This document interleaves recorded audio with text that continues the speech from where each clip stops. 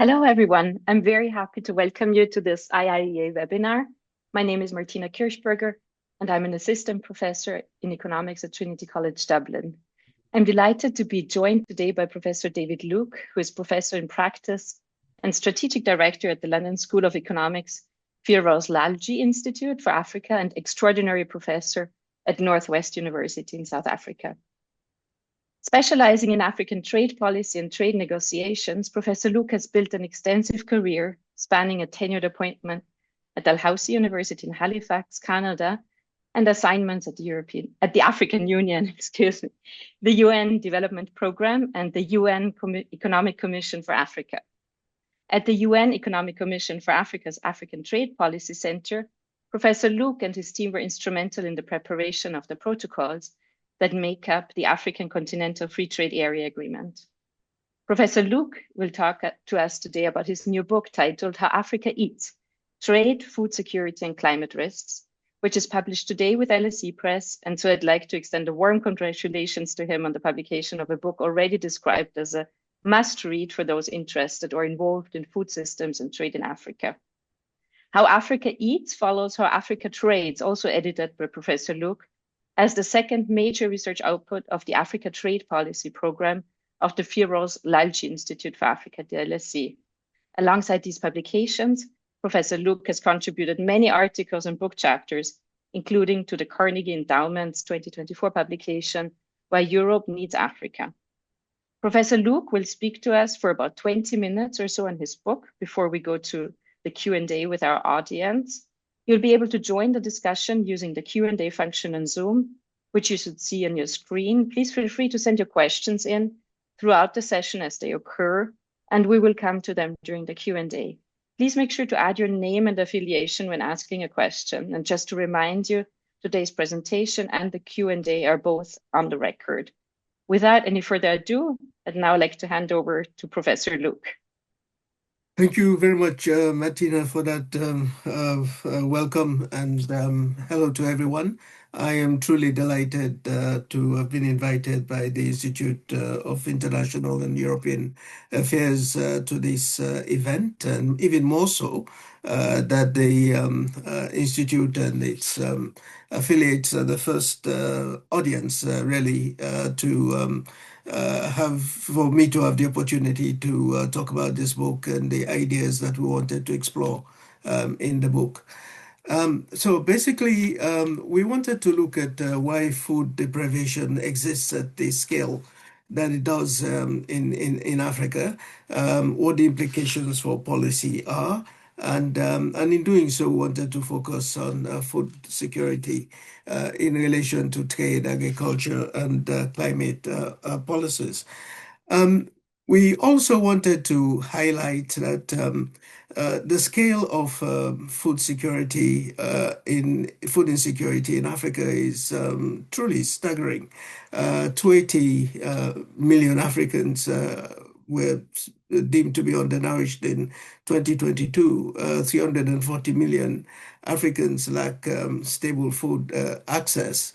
In a sense, I've always wondered why these numbers are not provoking outrage in the way I think it should. So that too was another motivation behind this book. Of course, food security is a global issue at the UN and institutions like the Africa Alliance for a Green Revolution, the African Green Revolution Alliance, and also institutions like the International Food Policy Research Institute and all that, doing a lot of work on this. And the UN, of course, has the SDG 2 as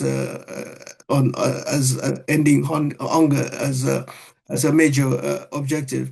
But all the same, despite all these initiatives, food security is not really an issue that is provoking, as I say, outrage and as one would have expected. We started with some assumptions that we wanted to explore, such as why Africa's agricultural trade deficit persists when you look at the overall composition of trade, why food imports remain high, why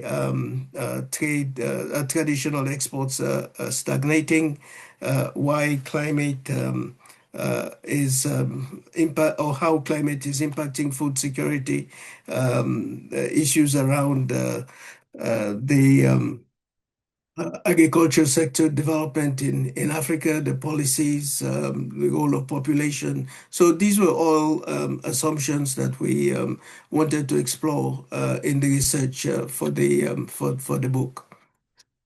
Um, uh, the first area that we looked at, of course, was Africa's agricultural trade. And here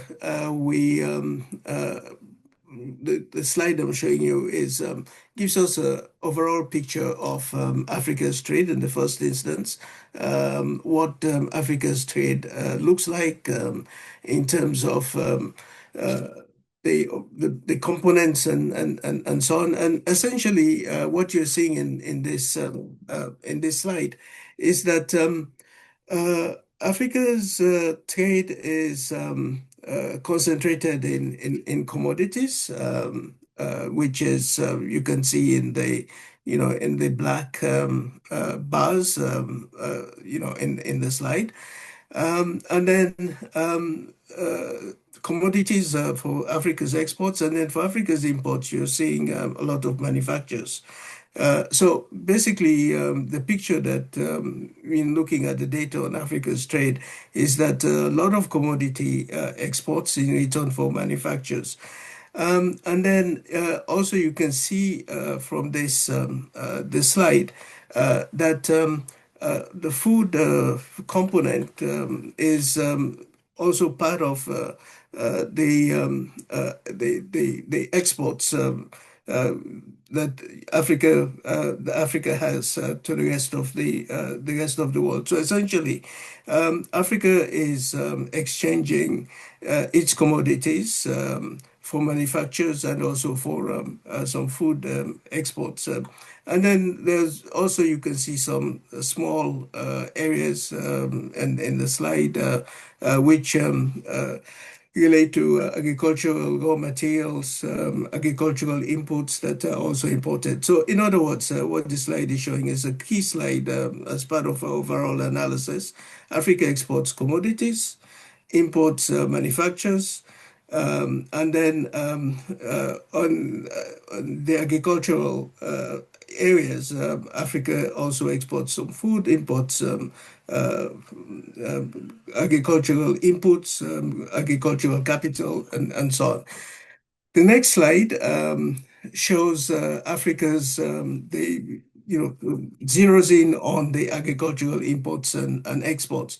And here again, what we're seeing is that the food imports are quite substantial. That's what this slide is showing, the green bars.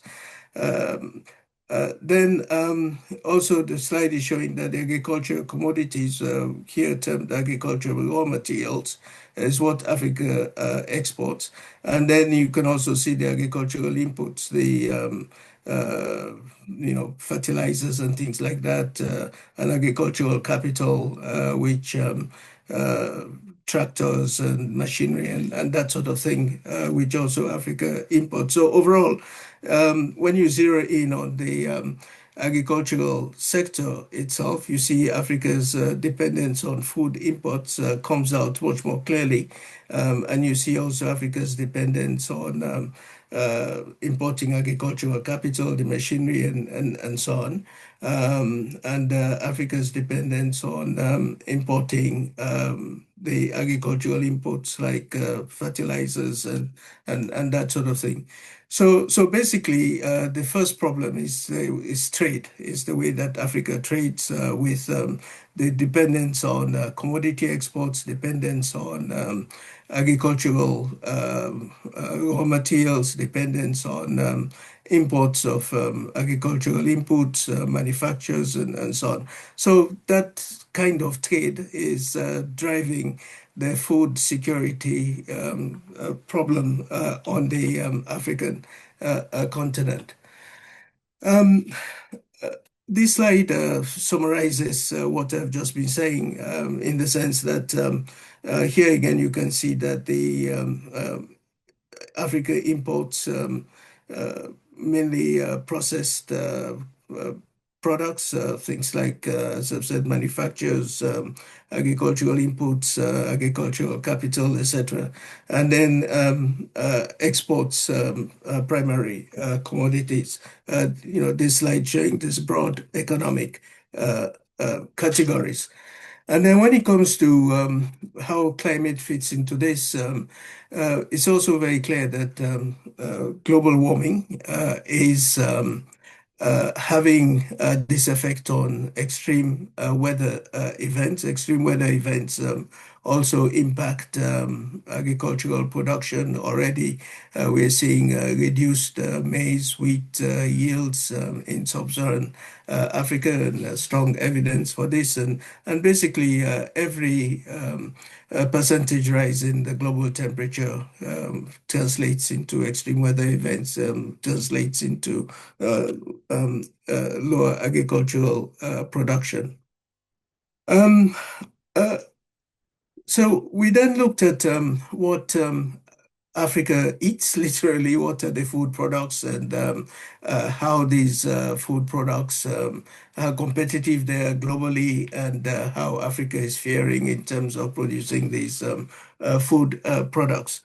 And what also jumped out, and here I should just add parenthetically that we used a lot of data from the Food and Agricultural Organization of the UN, which is the mine trove of data on food and agricultural issues. So this was our main data source. But what came out in terms of the overall picture when it comes to food production is that although food production has been growing in Africa, and you can see this with the brown shaded line that is showing the upward tick in food production. But it's not been growing as fast as global food production, and the value of Africa's food production is roughly about $250 billion, whereas global food production is well over $4 trillion. Although there's no correlation, Africa's population is about 17% of the world's population, but the food production is under 10% of the value of total world food production. And then on the next slide, we looked at the specific products that Africans eat and how they fare in terms of in relation to global production. And of all these products, we found that there were two that African countries are producing at substantial levels and are competitive in producing, and these were yam and cassava. And for yam, Africa's production is ahead of is ahead of its consumption. For cassava, it's just under its consumption, production just under its consumption.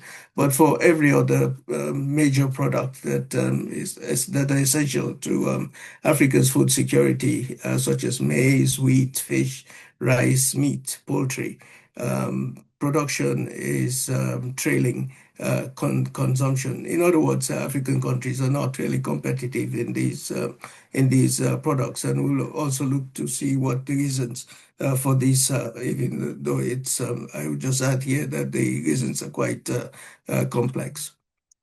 We looked at the different products in detail. And here I just want to highlight fish, which is one of the areas where production is trailing consumption. And in looking at this sector, it was very clear that you have problems in fish stock management, problems relating to climate. If you take, for example, Lake Chad, which is now shrunk to over just a third of its original size. Then, of course, you have foreign fleets that are stealing African fish, if I could put it that way. And then the rising ocean temperatures, rising sea temperatures also affecting ocean currents and through that fish migration and fish availability and so on. Uh, Then, just to reiterate that the climate risks that accompany this picture, this pattern of food production trailing, or food consumption, sorry, trailing food production. Just to complete this picture, that declining crop yields, due to heat, water stress, shorter growing seasons, um, less of less available arable land, crop pests, food, flood-related damage to infrastructure, and so on. So climate really impacting the picture. This too was very clear from the research that we did for the book. Um, Also, just to emphasize that we looked at data from across a number of sources, modeling work that has been done, and also that was very clear, the evidence from all this research that climate is impacting food production across the continent, in fact, all regions of the continent. And I'm just highlighting some specific products that are impacted in this slide. Of course, we're also quite impressed in the research that African countries are responding to the climate crisis. We looked at the nationally determined contributions across African countries. All of them have very strong chapters on climate adaptation and so on. A number of initiatives that are being pursued and many along those lines. However, financing is a problem, so an issue that I will come back to. That the cost of adaptation is really not being met. It's another key challenge. And then moving on, we looked at how agricultural policies impact food production, food security. We looked at what sort of agricultural policies African countries themselves are pursuing, and what are the key elements, the insights that we could get from these policies. Firstly, under the African Union, there is a Pan-African agricultural policy framework known as the Comprehensive African Agricultural Development Plan, with targets that are to be attained by 2025. In fact, just after we went to press, the African Union published these targets, which have generally not been attained. And so our research, which was based on the pre-2025 figures, still, carry the same pictures as the new data that has just come out of the African Union. But the targets included 10% public expenditure on agriculture, and most African countries are struggling to meet this target. And the data that we saw showed that only Rwanda was achieving this target. we looked uh, again at this on this issue, and this slide we're here highlighting the African countries, where what exactly they're spending on agriculture. And as I said, Rwanda stands out. Malawi also in some years has done quite well on this. We looked at private investment, that is African private investment in agriculture. And we took agricultural investment in value added as a proxy for this. And again, we saw that the private investment in agriculture is under 12% of total private investment across African countries. This is the averages I'm giving here. Also, we looked deeply into this. We found that the barriers to credit for smallholder farmers, microcredit facilities are not as robust as they could be. We also found that the commercial banks, the development finance institutions and so on, the kind of support that could be provided to smallholders were not coming through. So agricultural finance is also a key issue and adds to the complexity I mentioned earlier of the reasons why food security persists at the scale that it does. As I said, bank credits to agriculture are low, and these figures, in comparison to other developing countries, which I'm not able to show here, tell what is happening in other developing countries where these figures tend to be higher. And then when it comes to foreign direct investment. We noted that one trend that is emerging is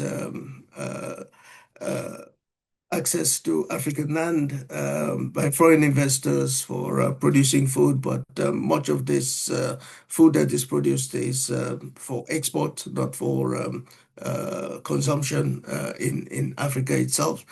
But all the same, there's strong evidence that show that FDI does boost productivity, employment. It does have the effect of supporting food security, where it's not just for export, but also for domestic consumption. And also that FDI, as I said, one risk of FDI is this displacement of small holders, and there have already been some disputes and those sorts of issues that came out strongly from the research. In other words, FDI has a positive impact, but then there are issues that need to be resolved in order to enhance the positive aspects of FDI. And moving on, I mentioned climate earlier, that the countries across the board, we looked at more than 40 nationally determined contributions, strong programs on climate adaptation and so on. But the financing is not clearly not sufficient. It's estimated that African countries need about 280 billion a year to implement these programs that are in the national determined contributions, but the available financing is far short of that. And then moving on. Uh, uh, yeah, we could move on to the next slide, please. Yeah. Okay. Here also we looked at ODA, which, as we know, is now facing a crisis. But the figures that we looked at up till 2021 showed that ODA really has not been targeted at the agricultural sector, which for me was a surprising finding because the agricultural sector is closely related to poverty, smallholder farmers, subsistence farming, and that kind of thing. But ODA clearly only a small percentage of ODA went into African agriculture, as you can see from this slide. And then, of course, now the cuts that have been announced, not only by in the US, but by most OECD partners, does mean that this these figures that we looked at would now be much lower. We could move to the next slide.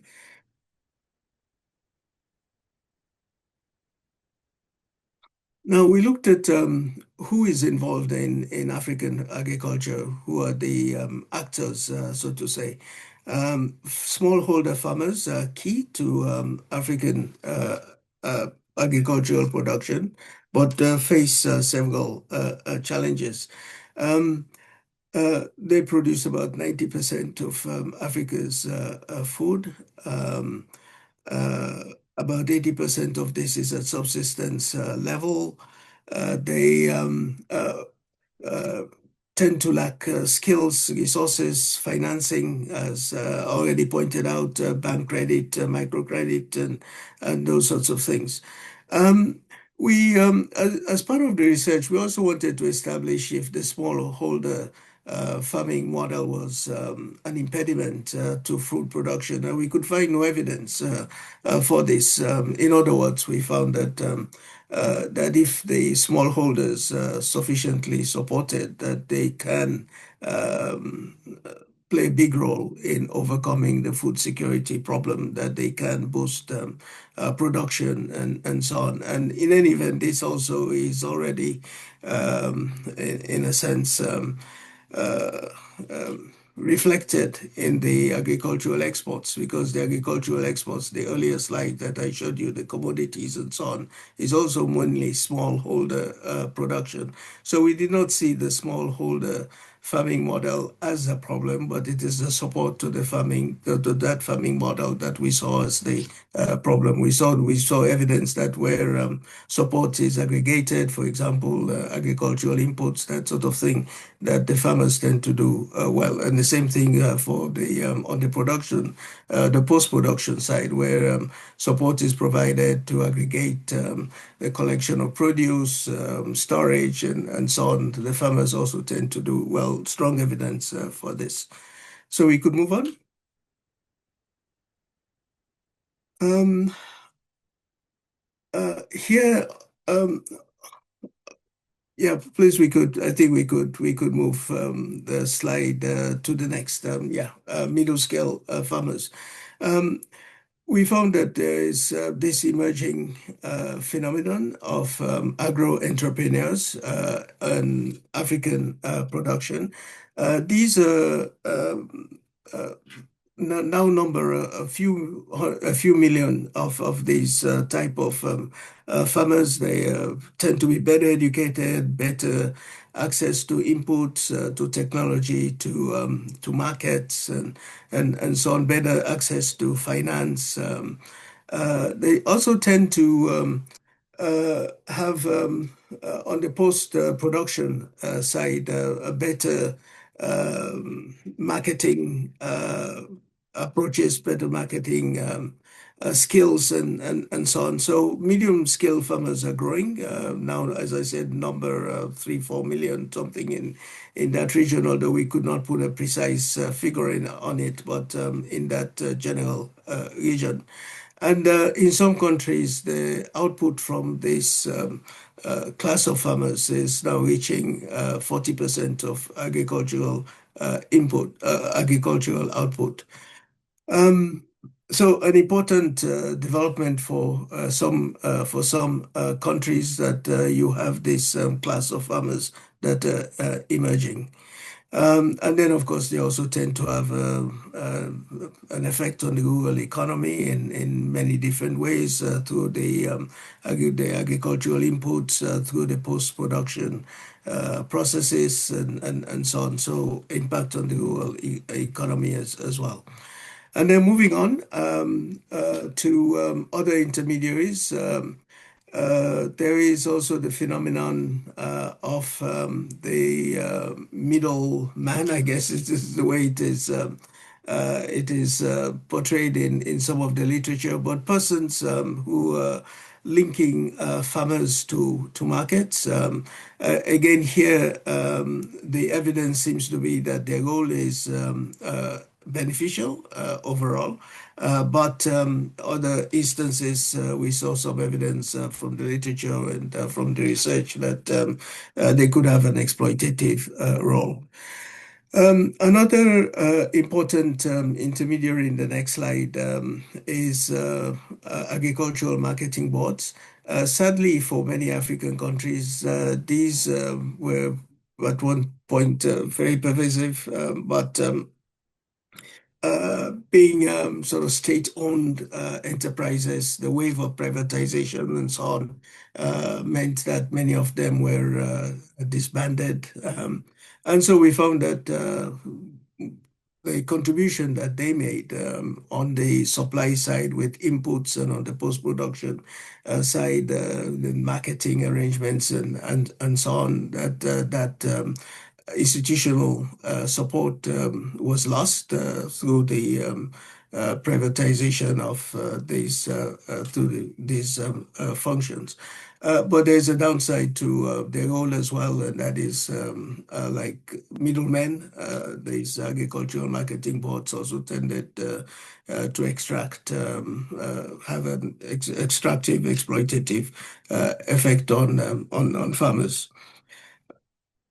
Going on to the next slide. I've already said something about multinational corporations, and here overall we found that their role is positive in terms of investment, although it was very difficult to get a precise data on multinational corporations' investments, on FDI investments in the African agricultural sector. But overall, we found that the impact is positive. In some cases, I mentioned already, displacing and dispossessing smallholder farmers through these land grabs and so on, and production for export, not for local consumption. But the multinational corporations also bring technology, they bring inputs to boost productivity and so on. So again, I think it's a question of how this relationship is managed. There's nothing inherently wrong with the role of multinational corporations in African agriculture. Could move to the next slide. Then coming back to the trade aspect, we wanted to look at intra-African trade, what role agriculture plays in this, and through that, of course, how that impacts food security. Keep in mind the picture that I showed you first, that Africa is exporting mainly these commodities in order to import food and agricultural supplies and so on. So firstly, looking at agricultural, intra-African agricultural and food trade, looked at the institutional framework for this, the regional economic communities and so on, quite a complex picture with several organizations and so on. But one thing that they all have in common is that they have programs to foster intra-African trade in agriculture, and for some of them also to support production processes. They help to coordinate at the regional level the continent-wide agricultural program that I mentioned, the CADAP, the Comprehensive African Agriculture Development Plan, and so on. So we found that overall the role of the regional economic communities in African agriculture is positive. Next slide. And then we looked at what is actually traded, keeping in mind that uh, intra-African trade is only about 15% of Africa's total trade. So uh, the volume of trade is quite low between the African countries when it comes to food trade. But we're interested all the same to find out what exactly is being traded. And what jumped out is fish is an important commodity that is being traded among African countries. Yam also stands out. Maize stands out, as well as meat and poultry. These are some of the commodities that stand out that are being traded among African countries. Volumes are low, but all the same, these are, this trade is happening. Next slide. Um, the other aspect is that the trade occurs mainly within the regional economic communities, not between them. And what this implies is that the Continental Free Trade Area Agreement, the AFCFTA, could play a role in terms of facilitating trade between the African regional economic communities. Also, we found that these regional economic communities tended to have programs to help smallholder farmers with trade, that is, having simplified trading regimes in some cases to make it easier to get produce across the border. We also found that East and Southern African regional economic communities were more effective in this regard than the other sub-regions. And we could move on to the next slide. Um, Informal cross-border trade happens a lot in Africa. This is trade that is not necessarily recorded and so on, and usually because the parcels that cross borders are very small. And that sits very well with the smallholder model with subsistence farming in some cases, which means that families able to send across the border produce which they don't need for their own consumption and so on. And we found that the key products that we were looking at, that they also traded as listed here, cassava, fish, maize, rice, wheat, yams, all part of this trade. We try to estimate what is the value of this trade. Difficult to estimate because it's not recorded, but through observation and so on, we thought that it could be as high as 25 billion, as low as 10 billion, so quite significant. And it's clearly important for as a source of food for many households. We could move on to the next slide. Um, Again, here, as I already mentioned, it's this informal trade motivated by the smallholder trading model and so on, and we could move on. When it comes to looking at the overall picture of intra-African trade, what stands out is that there's scope to do more in terms of intra-African trade. Clearly, as I said, the volumes are low, although it's a trade that is quite diversified among the key food products. Um, uh, Also, African countries could uh, um, import these products, obviously from each other than from the rest of the world. And it will be important to boost intra-African trade through production and reducing trade barriers. And we could move on.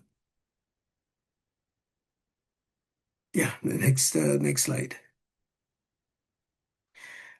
We looked at, and here will be very brief in the interest of time, we looked at the kind of impacts that the African Continental Free Trade Area could have on food security. And I'm going to skip most of the slides and basically just to say that the impact is not expected to be much, and that is because intra-African tariffs are already quite low, so liberalizing this trade would not add much as such. But we did do a careful country-by-country analysis to show what the impact would be, and these are in these slides.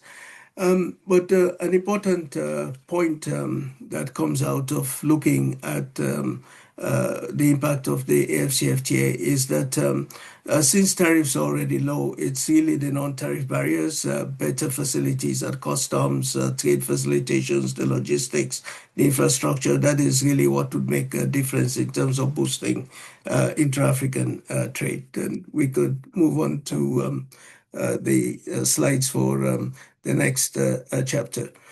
And here we also looked at the legal framework of the African Continental Free Trade Area, again in the interest of being comprehensive in our analysis, to look at how complex food security situation is.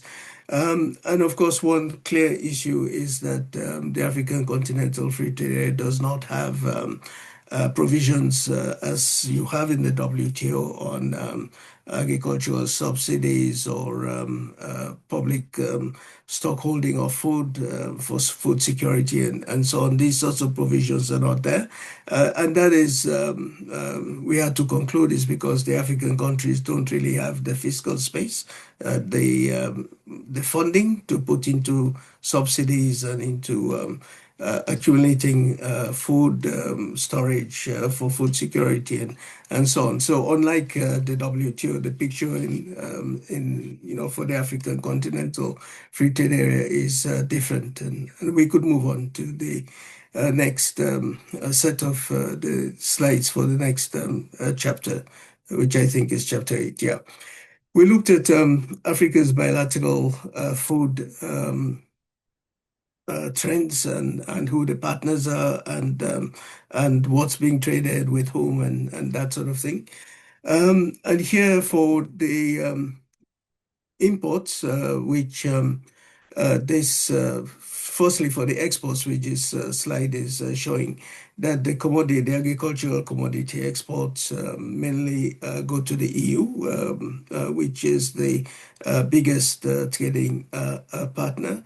The second biggest trading partner is Africa itself, intra-African trade, shown in the brown shade. But there are other partners that are growing in importance as export destinations, such as China, Russia, India, and so on. And then in the next slide, when we looked at the import situation, similar, that import of food comes from the EU in a large part. And then you have intra-African trade as well, quite important in terms of share. But then all these other countries, and significantly countries from the global south, increasingly having a role in Africa's food trade. So that's the overall picture that complements the very first slides that I showed you on the balance of trade between the food imports, agricultural machinery, and so on. But this is now zeroing down to the destinations of the imports and the exports. We noted a number of bilateral challenges, agricultural protectionism, of course, the sanitary, phytosanitary issues stand out in agricultural trade, intellectual property rights as regards seeds and so on. And then, of course, for African exports to the US, the special program, the Africa Growth and Opportunity Act, is now all but being gutted by the Trump administration tariffs, and no one really knows if this program will be renewed when it comes up for renewal in September this year. In any case, it's now an academic issue because as of now, the universal worldwide 10% tariffs, which have been imposed on all imports into the US, whereas before the Trump tariffs, it was zero tariffs for African agricultural exports to the US. So we could move on. I think we could move on to the next set of slides that, oh yeah, just as also to mention that here, that just a quick point on this Black Sea Grain Initiative, which is came out of the issues around Russia's invasion of Ukraine and the war and so on, which with since Russia and Ukraine exported some products, especially wheat, to a number of African countries. This initiative, of course, collapsed and with, again, added pressure on the food security situation. We could move on. And finally, we looked at the role that the WTO plays in Africa's food security, the production issues, and so on. We looked at the agreement on agriculture at the WTO. We could move on to the next slide. And essentially, what we found is that the WTO allows for subsidies for agricultural production and so on through these so-called boxes, the amber box, the blue box, the green box, etc., which are used for different categories of subsidies. But the overall effect, of course, is massive subsidies on agricultural production. There is a development box for developing countries, which developing countries could also use to subsidize. Again, when we looked at the evidence, we found that many developing countries, India, China still is regarded as a developing country in the WTO. India, China, Southeast Asian countries, etc., use the development box, but we could find no evidence of any African country using the development box. Again, it goes back to the problem of the fiscal space, not having the funds to subsidize agriculture, which in fact is why there was no need to discipline agricultural subsidies in the African Continental Free Trade Area Agreement. And we could move on to the next slide. This slide shows, gives us some idea of the subsidies. As you can see, these are quite substantial. And looking at these figures, keep in mind that the GDP of the median African countries is 16 billion US dollars. And so here we're looking, I think we use Eurostat data. US subsidies 190 billion euros, China 173 billion, the EU 81 billion, India 67 billion, and so on. So clearly massive subsidies to agriculture. That impacts these products that we tracked, the poultry, the maize, wheat, rice, etc., that we tracked as key products that are essential for Africa's food security and consumption and so on. But what we also found is that these subsidies make food available on a global basis. And this is a point I'll be coming back to. Just hold it for now because it's an important point. But at the same time, it does mean that African countries cannot be competitive in some of these key food products that I mentioned. We could move on to the next slide. So African countries do have an interest in subsidy reform, which is something that they've been pursuing at the WTO through the successive ministerial meetings and so on. Agriculture is always on the agenda, and we could move on. Another area that African countries have been interested in at the WTO agricultural discussions is on export restrictions in agricultural products, because obviously with 43 African countries being net food importers, this is an important issue for them. And essentially the point here is that the export restrictions, and we saw a bit of this, especially right after the COVID pandemic, where issues around supply chains and so on in around 2021, 22 into 23. So these export restrictions were of great concern to African countries, and obviously wanting to have them disciplined at the WTO. Next slide.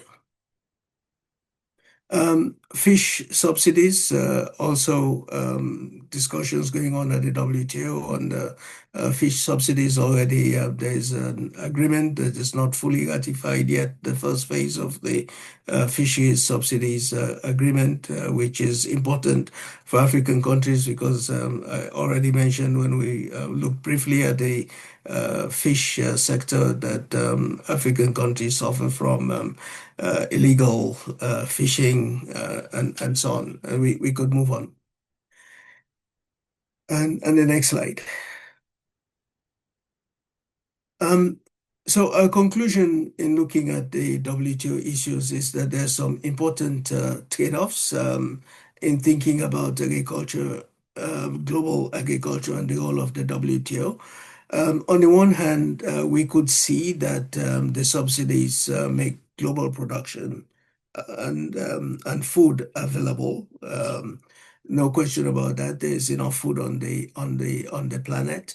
But the trade-off is that it does mean that poor countries that cannot subsidize really are then dependent on importing food from other countries which are able to subsidize and to produce on a massive scale. Then also export restrictions. It's good for countries who want to safeguard their agricultural supplies, but it undermines global food security, and so that interest in trying to ensure that there is a balance that is maintained here.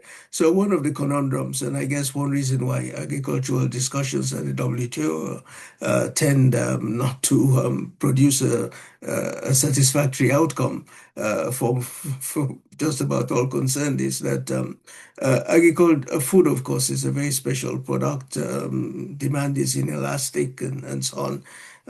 So this tension between subsidizing food production, but then undermining production in poorer places is one that persists, and this is why I've described it here as a conundrum. We could move on. So this leads us to a conclusion. I recognize that the presentation has taken a little longer than I thought. What we concluded is that food deprivation in Africa, the scale that it does exist, that we discussed at the beginning of the presentation, is that it has to do with this commodity dependency, the type and pattern of trade that we talked about at the beginning, the dependence on commodity exports, importing manufacturers and agricultural inputs and so on. The extent of poverty, this kind of trade really does not add value to these commodities. It does not move African countries up the value chain, which means poverty is persisting. Population growth is adding to the pressure. Low productivity, the absence of the kind of resources that agriculture needs in terms of funding and so on. Policies that are not fully implemented, reflected again in resources that are put into agriculture. Capacities do vary from country to country, but again, we were quite clear that the problem is not with smallholder farmers. The problem is the kind of support that they could be given. And then, of course, we try to show that the climate is impacting production. So production being squeezed because of climate, and then production being squeezed because of global subsidies and various other impacts.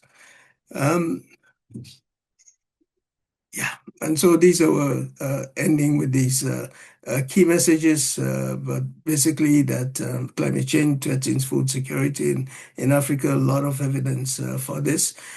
Food production is growing, but not enough to close the food deficit. Africa is not competitive in growing most of the continent's basic foods because of the subsidies.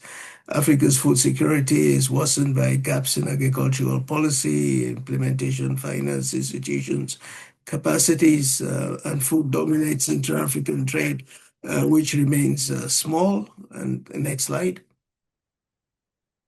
The impact of the AfCFTA tariff liberalization on food trade flows will be modest because the tariffs are already low. Good thing. The non-tariff barriers will have a greater impact. The imports increasingly coming from the global south, although the traditional partners, including the EU, still have substantial share of imports. The agricultural negotiations at the WTO contentious because of the imbalances, the asymmetries, but we need to understand the trade-offs when we're looking at agricultural reforms.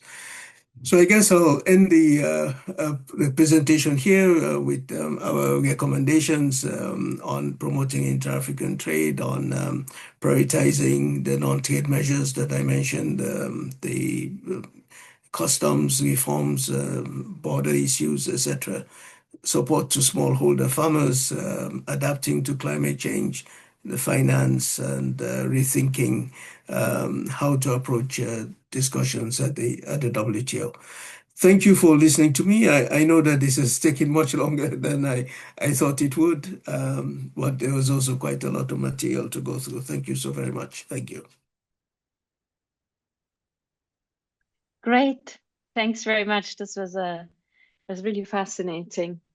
One thing that I kept wondering was about continuity and change in some of the issues that you were discussing. And so if we could imagine that we can time travel and give your book back to people who are writing on these subjects in the 1990s and 2000s, would they be disappointed or would they have expected that this is where we are now? And it's also a question for yourself as you've been working on these issues for a long time. How would you have reacted if you had been given this book in the 1990s? Well, in the 1990s, if I'd been given this book, I think we would have emphasized how important it is to ensure that the resources going into African agriculture. I think we would have wanted to emphasize that uh, it's important to support smallholder farmers. I think from the 1990s to now, that has not changed. As I said, we don't see smallholder farmers as a problem. In the 1990s, climate change was not so much of an issue then, but even so, I think it would have been important to address issues around sustainability, how you can improve farming methods, how you can use resources like water better, and so on, because that kind of knowledge was available in the 1990s on irrigation and so on. The WTO did not exist in the 1990s, but agricultural subsidies did exist. So one would have pointed to the that conundrum, which has been with us really for the whole of the post-World War II period of subsidizing agricultural production to make food available, but how that can affect uh, production in other parts of the world. And also in the 1990s, one would have urged African governments really to prioritize agriculture very, very strongly in the way that other parts of the world did. India, for example, did undergo what they call the Green Revolution. There's no evidence yet of a Green Revolution happening in Africa. So I think if one is looking back, these will be some of the issues that I would sort of highlight. Okay, great, great. I have a question here from the audience from Kieran O'Donoghue, who's an economics researcher at the IIEA, and is touching upon something that you mentioned briefly during your presentation, It says EU laws on intellectual property rights have restricted African farmers' ability to save and exchange seeds. Do you think that for low-income countries, there is space for the EU to loosen its restrictions or to recognize farmers' rights to seeds? Um, Again, I do recognize here, Martina, the conundrum between protecting intellectual property, which assures the rights holder that the innovation is safe and all that from exploitation by others. But then on the other hand, here when you're talking about food security, you're talking about putting food literally in people's mouths. Then I think there's a different equation. I think it's important to find the right balance, and this came out of a research that it is a problem, intellectual property rights. I think in a chapter on the bilateral. Issues, especially with the EU, that this is an issue that uh, agricultural policymakers, farmers, and all that talk about that. Yeah, access to seeds and being able to save seeds for future use and so on. That these restrictions are a problem, and keep in mind also that the financing and all that is already quite low. So I think there is scope for innovative thinking in the EU on how to deal with this, especially as regards African agriculture. It's a great question. No question, no question about that. It's a great question. But I think we do need some new innovative ways of thinking about how to deal with this. I've been very careful to here underscore that intellectual property rights are important. I do recognize that, but we have to find ways around the some of these call them unintended impacts and so on. Okay, okay, thank you. Maybe I'll just ask one more question before we draw to a close. Um, and one thing I was curious to hear your thoughts on the political power of farmers. So in Europe, the farmers' lobby is quite powerful, and my instinct is that this is very different in Africa. And I was wondering if you can talk a little bit about if the origins or consequences of these differences in political power influence across these two contexts. Um, this is not something that we set out to explore as such, and it will be very clear from anyone who reads the book that we did not approach these issues through a sort of political economy kind of lens and so on. So that's not really part of what we wanted to look at. But what I would say is that uh, smallholder farmers also tend to be marginalized, sort of politically, as opposed to those consumers in urban centers who are closer to political power and so on. So I would, want to suggest that there is that issue of access to power and all that. But at the same time, the urbanites who depend on food produced in rural areas.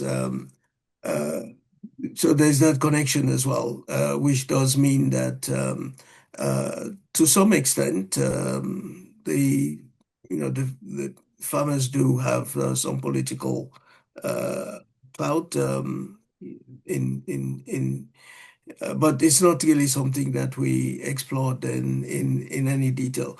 One related aspect, of course, is the issues around land grabs that have been in some places like Tanzania and so on came up as a political contentious issue, but there also the sort of overall balance of of power, if I could put it that way, seem to rest with political decision makers, not with the farmers, insofar as these so-called land grabs were allowed to go ahead and all that. But it would be a fascinating question to explore. I mean, of course, one book cannot do everything. We did not look at this specifically, but clearly also this is an important issue. Yeah, but my insight is that farmers don't have that kind of clout and power that